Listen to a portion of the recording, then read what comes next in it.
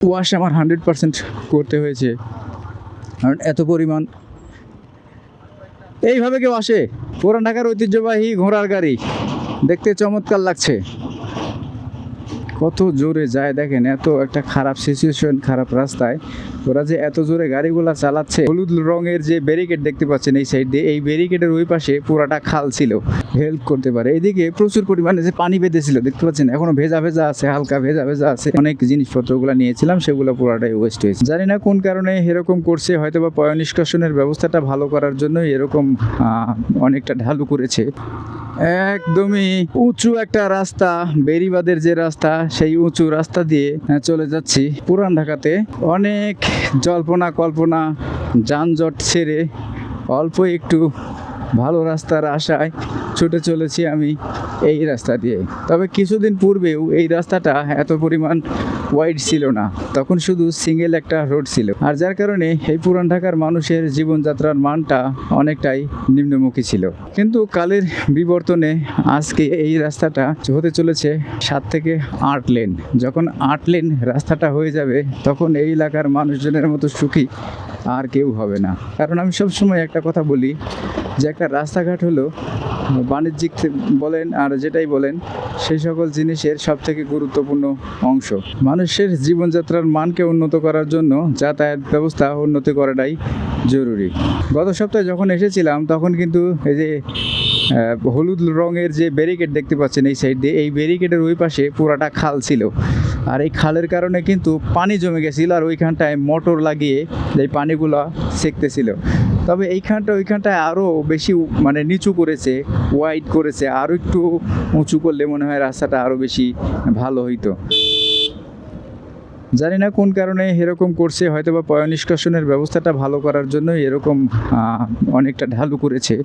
তবে এই এতটা ঢালু করার কারণে মানুষের যে যানবাহন আছে, যানবাহনের চাকাগুলা কিন্তু বিশেষ করে মোটরসাইকেল স্কিড করার সম্ভাবনা সবথেকে বেশি থাকে। এইখানটায় বললাম যে মানে দুদিন রোদের কারণে একটু ধুলাবালি হয়েছে, কিন্তু এই রাস্তায় আমি বিগত 2 মাসে যতবার এসেছি ততইবারই কিন্তু এদিকে কাদা পানি এরকম পেয়েছি। এবং আমি আমার বাইক যতবার এদিকে নিয়ে আসার পরে ওয়াশ আমার 100% করতে হয়েছে, কারণ এত পরিমাণ। এইভাবে কেউ আসে?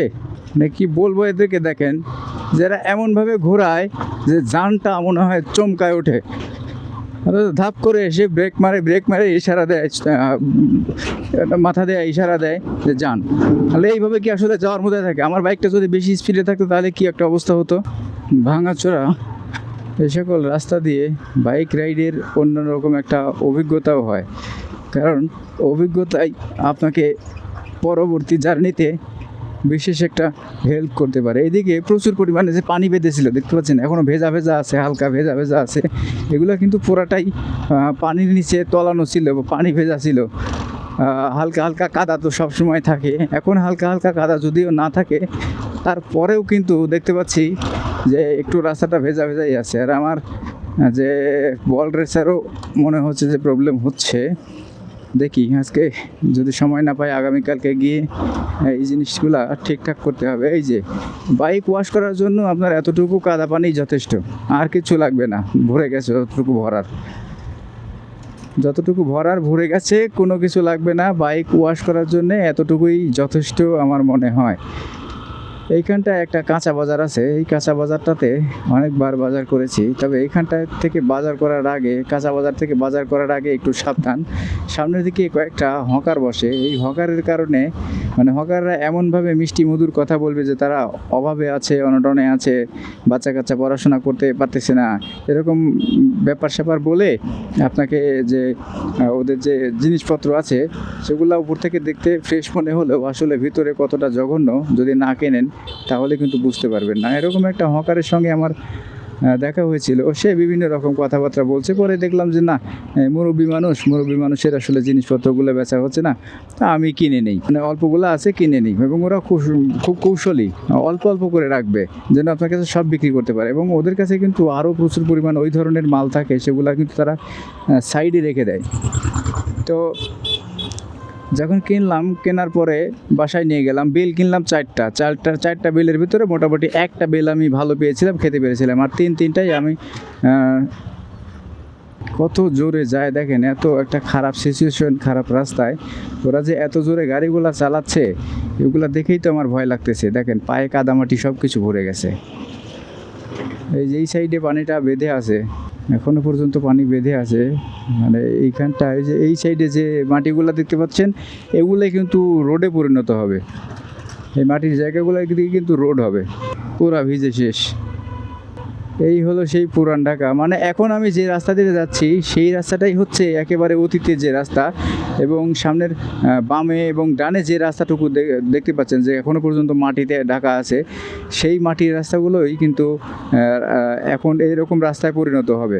মানে 4 লেনে যখন কাজ শুরু হবে তখন কিন্তু এই রাস্তাগুলো দিয়েই কাজ শুরু হবে। তবে রৌদ্র থাকার পরেও মনে হয় যে রাস্তাটা ভিজিয়ে দিয়েছে, সিটি কর্পোরেশনের যে গাড়ি আছে সেই গাড়ি করে পানি নিয়ে আসছে, এই কারণে এখানকার রাস্তাঘাট একটু ভেজা। পাওয়াটা পিছনে নিয়ে নিলাম। যে কথা বলছিলাম সেই হকারের কথা, সেই হকারের কাছ থেকে আমি 4টা বেল নিয়েছিলাম, একটা বেল খেতে পেরেছি, এবং আরও অনেক জিনিসপত্রগুলো নিয়েছিলাম, সেগুলো পুরোটাই ওয়েস্ট হয়েছে। তো এরপরে যখন আসার পরে দেখলাম যে না, এই লোকটা আসলে অভাবী না, এটা হচ্ছে স্বভাবই। এর স্বভাবে দাঁড়িয়ে গেছে এরকম মানুষের কাছ থেকে সিম্প্যাথি পাওয়ার জন্য বিভিন্ন রকম কথাবার্তা বলে। পরে যখন আমি জিজ্ঞেস করলাম অন্যান্য লোকজন আমাকে যে তথ্য দিল, সেই তথ্য শুনে আমি রীতিমতো অবাক হয়ে গেলাম যে এই মানুষটা আসলে এরকম মানুষের সঙ্গে করে। তার নাকি ঢাকা শহরে 2-3টা বাড়ি আছে, এবং প্রত্যেকটা বাড়ি মিনিমাম 5 তলা। এবার চিন্তা করেন যে তার স্বভাবটা কোথায় গিয়ে দাঁড়িয়েছে। হয়তোবা সে এই ব্যবসা করেই এরকম বাড়িঘর করেছে, অথবা তার এটা স্বভাবে দাঁড়িয়ে গেছে, এরকম একটা বিষয় হয়েছে। একটু টান দিয়ে এর সামনে দিয়ে বাইর হই, না হলে এই যে একটা বিশাল ধরনের গাড়ি, এই যে এই সিটি কর্পোরেশনের গাড়ি বললাম না, এই সিটি কর্পোরেশনের গাড়িগুলা মানে পানি দিয়ে রাস্তাটার আরও 12টা বাজাচ্ছে। যখন পানির দরকার তখন পাওয়া যায় না, আর যখন পানির দরকার নাই তখন কিন্তু দিচ্ছে। পুরান ঢাকার ঐতিহ্যবাহী ঘোড়ার গাড়ি, দেখতে চমৎকার লাগছে। এই যে এইখানে বাজার, তুমি লোকটা কি ওইখানটায় আছে? না, এখন নাই, এখন সম্ভবত নাই। এই যে এই আশপাশে বসে, মানে তো এইখানটায় টেনে বের হব আমি। অনেকটা সময় লেগে গেল এইখানটায়। পুলিশ ভাই আবার কি সিগন্যাল দিচ্ছেন, এদিকে দাঁড়াও, তোমার লাইসেন্স দাও, না হয় টাকা দাও। এই যে এদিক দিয়ে যেতে হবে। আজকে তো মোটামুটি ফাঁকাই পেয়েছি।